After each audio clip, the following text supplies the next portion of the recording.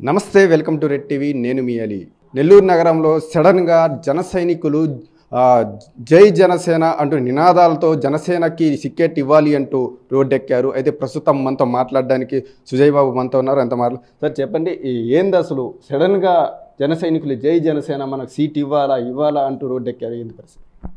ఏం లేదండి, మేము గత 5 సంవత్సరాలుగా జనసేన పార్టీని నెల్లూరు నగరంలో మేము ఖచ్చితంగా చాలా గట్టిగా బలపరుచుకున్నాం. అదేవిధంగా 1.5 సంవత్సరం నుంచి వైసీపీ వైఫల్యాలను ఎండగొడుతూ కరపత్ర రూపంలో ప్రతి ఇంటికి వెళ్ళి వైసీపీ వైఫల్యాలను తెలియజేస్తూ మేము నెల్లూరు నగరంలో జనసేన పార్టీని చాలా బలంగా తయారు చేసుకున్నామండి. అటువంటి సీట్ని మేము ఎన్నో కష్టాలను కూడా ఇష్టంతో ముందరకెళ్ళిన సీట్ని ఈరోజు మా మిత్రపక్షంకి కేటాయించడం వల్ల కార్యకర్తలందరూ ఒకంత ఆందోళనకి గురయ్యారండి, ఉద్వేగానికి లోనై. మేము చెప్పినా వినకుండా కార్యకర్తలందరూ రోడ్ల మీదకి రావడం, వాళ్ళందరినీ వారిచ్చి నేను లోపలికి తీసుకొని రావడం జరిగిందండి. ఇప్పటికే టీడీపీ జనసేన పొత్తులో టికెట్ వచ్చి నెల్లూరు జిల్లాలో మొత్తం 6 సీట్లు అయితే కేటాయించారు. అయితే 4 సీట్లు మిగిలి ఉన్నాయి. మీరు ఏ నియోజకవర్గం నుంచి ఆశిస్తారు? ఉమ్మడి నెల్లూరు జిల్లాలో జనసేన పార్టీ చాలా బలంగా ఉందండి. అదేవిధంగా ఇప్పుడు దాకా ఉమ్మడి నెల్లూరు జిల్లాలో 6 సీట్లు ప్రకటించారు. మిగతా 4 సీట్లలో ఎక్కడిచ్చినా మేము ఖచ్చితంగా పోటీకి సిద్ధంగా ఉన్నాం, గెలిచేందుకు కూడా సిద్ధంగా ఉన్నామండి. ఒక సీటు అని అడుగుతున్నారు. ఆ ఒక సీటు ఎవరు నిలబడుతున్నారు? అంటే మునకాంత్ రెడ్డి, అలా అంటే జానీ మాస్టరా, లేదంటే సుజయ్ బాబు, ఎవరు? పవన్ కళ్యాణ్ గారు ఆదేశిస్తే ఎవరిని ఆదేశిస్తే వాళ్ళు నిలబడతాం.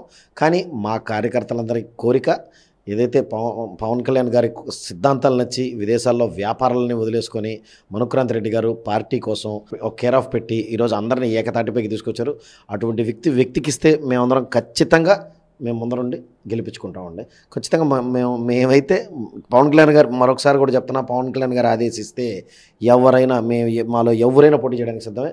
కానీ మా అందరి కోరిక, మా అందరి ఆశ అటువంటి వ్యక్తిని మేము నెల్లూరు జిల్లాలో కాపాడుకోవాల్సిన నైతిక అవసరం ఈరోజు జిల్లా జనసేన పార్టీకి కానీ ఖచ్చితంగా ఉంది. అందుకని మేము మా జిల్లా అధ్యక్షులు మనుక్రాంత్ రెడ్డి గారికే సీటు కేటాయించాలని కోరుకుంటున్నామండి. గత 10 సంవత్సరాల నుంచి మీరు జనసేనలో ఉండి ఈ యొక్క టీడీపీ కానీ వైసీపీ కానీ చూస్తున్నారు. ఈ యొక్క 5 సంవత్సరాల వైసీపీ పరిపాలన ఎలా ఉంది?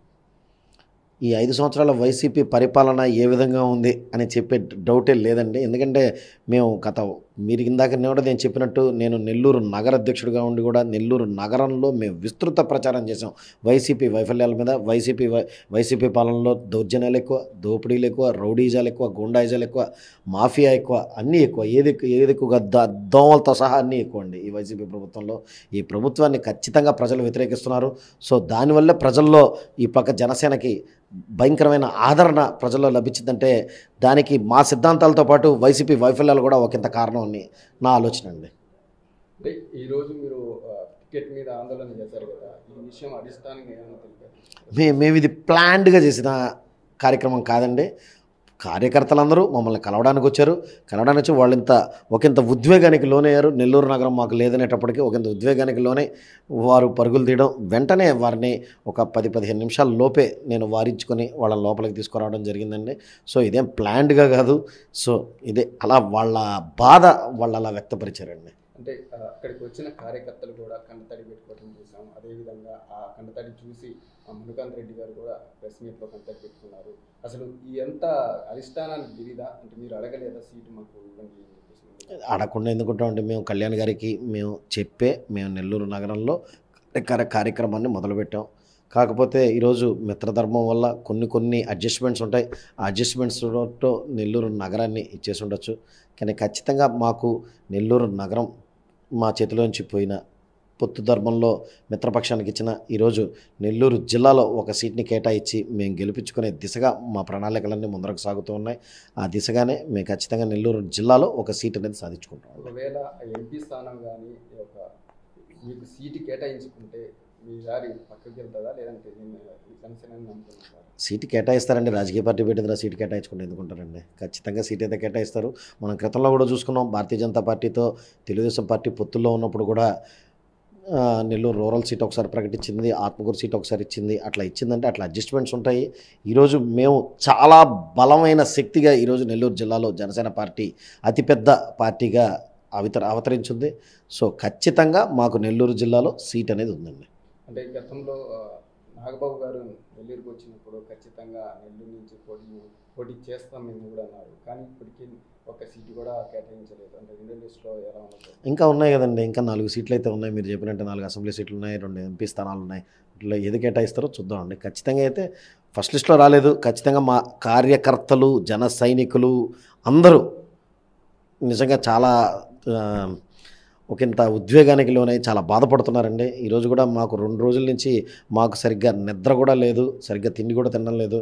ఖచ్చితంగా ఎందుకంటే మేము ఇష్టంతో కోరుకున్న ప్రాంతం మా చేదాటి మిత్రపక్షానికి వెళ్ళింది. సో మేము ఖచ్చితంగా మరో ప్రాంతం నుంచి మా విజయ పతాకాన్ని ఎగిరేసేదానికి జిల్లా జన సైనికులందరూ ఖచ్చితంగా ఉన్నారండి. మిగిలిన 4 నియోజకవర్గాల నుంచి ఏ నియోజకవర్గం మీద మీకు ఏ నియోజకవర్గంలో మేము బలంగా ఉన్నామని మీరు అనుకుంటున్నారు చెప్పండి? అది మీకు తెలియాలా? మేమైతే అన్ని దగ్గరలో బలంగా ఉన్నామని మేము అనుకుంటున్నామండి.